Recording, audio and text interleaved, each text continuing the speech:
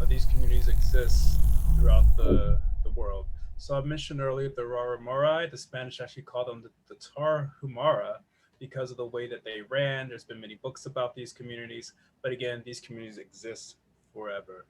Again, I'll speed through some of these videos and maybe show a few during Q&A if that's a request. We also have Weeksville here in Brooklyn, in Brooklyn, in New York City, in the Bed-Stuy Crown Heights area, and Nicodemus in Kansas. And this is a very short video, so I'll play that one as well.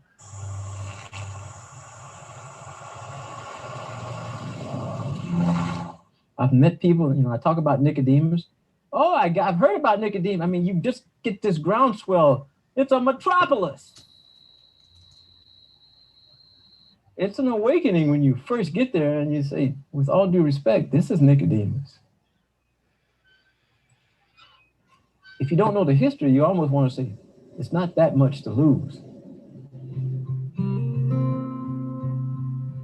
Freedom came, but a lot of people were not free to experience freedom. The Night Riders or the Ku Klux Klan. And quite often the Klan is simply the Confederate Army back alive again.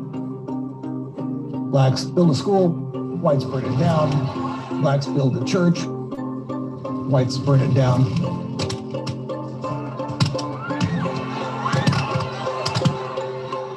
They're just going to risk it and go to a place like Kansas. So a lot of Black families, majority of them from Kentucky, came out to the West and decided they wanted to settle here. The best land was already taken, but that didn't matter because it was theirs. There really isn't any wood out here for you to build anything. Like faith. During the late 1800s, this was the place. And then more people were coming in. Cowboys, Farmers. so many teachers. And then had stores and livery stables and churches and schools. They brought their skills they were doing when they were in slavery. I could cook, so I'm going to open a restaurant. It was their opportunity to do it for the first time. My mother said, we're making a record, and that was just unheard of. They'd have a big dance. The bands would always set up in here, and the kids would be out there on the floor dancing.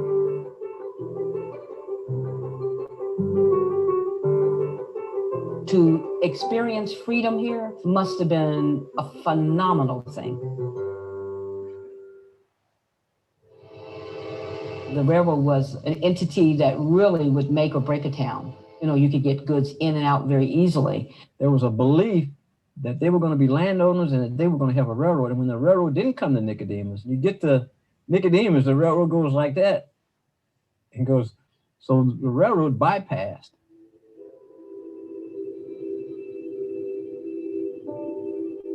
People begin to lose the hope of the town really growing.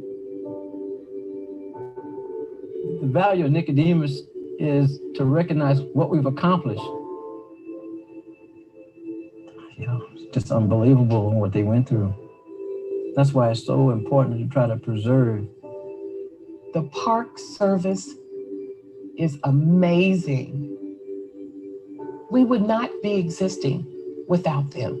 But my great-grandparents, they didn't have a National Park Service to come and help them.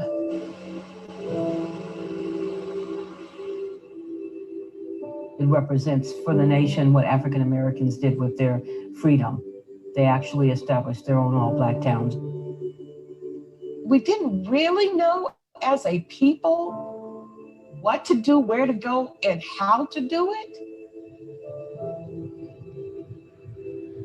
Americans tell a story of people coming to Ellis Island, but this is also a part of that greater story. This is really America. Nicodemus. You can come to this town and see and talk to descendants, and there are people walking these streets, people living in this town. It continues to be a living history.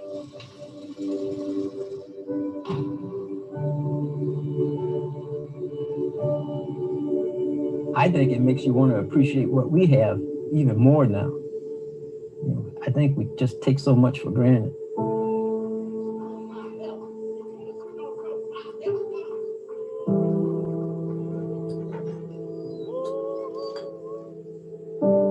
an American story.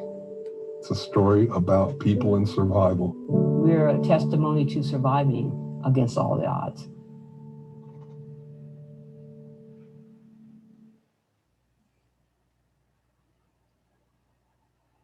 In many, many spaces throughout the colonized world existed. So how do we get to a place where there's a need for the creation of these freedom colonies? There's a great quote by the first Black woman from Australia to get a Ph.D. in history here at Harvard. She goes, "What post-colonialism have they left?" And, she refers to the fact that, colonialism hasn't ended. And because colonialism needed a way, or Western colonizers needed a way to justify, the horrible, inhumane acts they had to commit or were committing in order to colonize, they invented racialization, or invented racism, as Dr. Barber and Karen Fields say in their books, Racecraft, to create these racialized hierarchies that we live today.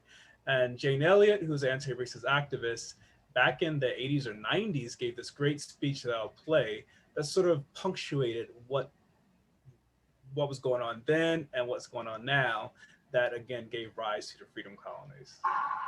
I want every white person in this room who would be happy to be treated as this society in general treats our citizens, our Black citizens.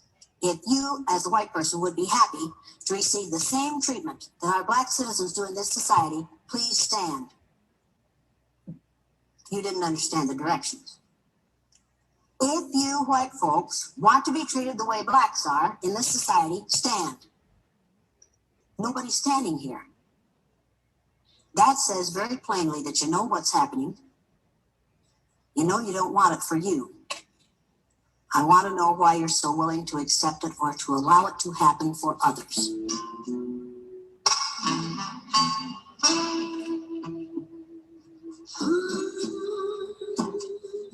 And again, this is a problem we all live with. So the invention of white people sort of gave ways to white supremacy. And again, another quick video, I know there's a lot, but great people have done a lot of research on this that I've just used and have delved deep into, and looking at the origin stories of racism that created the need for freedom colonies. So this is by John A. Powell at Berkeley, and he just does a great job of breaking it down.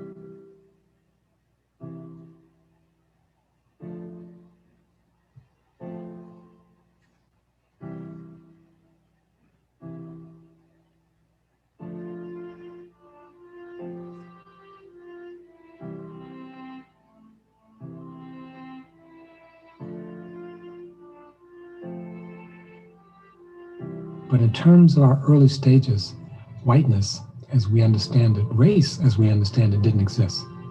That may be hard to understand now because it's so prevalent. Everybody seems to have a race. But race actually came into being, and we can trace that being. And much of the formation of how we think about race came out of the New World. That is, when people came to the Americas from Europe. And there were people from Africa, and there were people from Europe, and there were the elites. And of course, there were the people who were already here, the native people. And the elites tried to organize the people from Africa, the workers from Europe, indentured servers, and the native people to actually control them, to extract resources from them. And at some point, the people from Africa and the people from Europe decided to make common cause. They lived together, they worked together, they intermarried, they had children. It wasn't perfect, but there probably was much more what we would call interracial contact then than there is now. And it didn't seem odd at all. And at some point, it occurred to them that, look, we're doing all the work. We have no control over our lives. So there's this rebellion called the Bacon Rebellion, where they rebelled against the elite. And they demanded land, and they demanded greater democracy. They demanded a right to participate in the governance of the colony. And the elites rejected that. And there's this rebellion, and the rebellion was quite successful, called the Bacon Rebellion. The elites responded by saying, look, we have too many workers, and if they work together in a common cause, it's going to be hard to manage them. So they tried to experiment with separating the Africans and Europeans. And it took them almost 100 years. They tried religion, they tried language, they tried place of origin, and they stumbled upon race. Now they couldn't start with race because race didn't exist. So they couldn't just think of it. They had to experiment. And they start passing new laws like anti-miscegenation laws.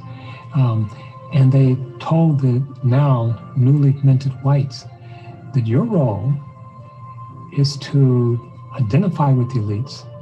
You're not an elite yourself, but you should identify with the elites, and you should police the non-whites. And they create slave patrols. But also they created a new identity, white identity. It had not existed before.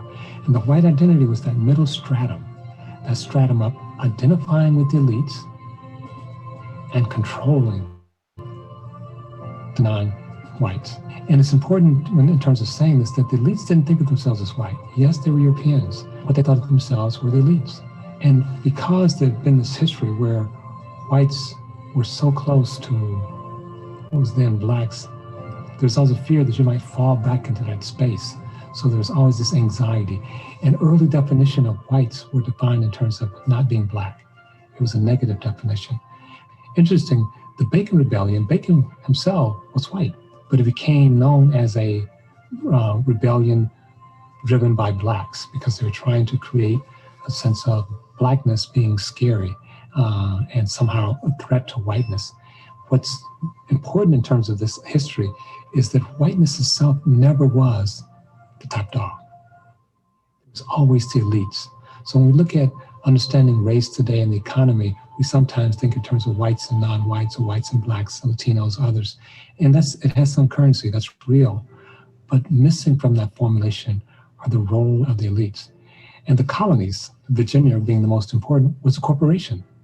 So Virginia was literally owned by a corporation and governed by a corporation for the crown to extract as much resources as possible from people, from land. And to some extent, that formulation we still live with today, even though it's been updated.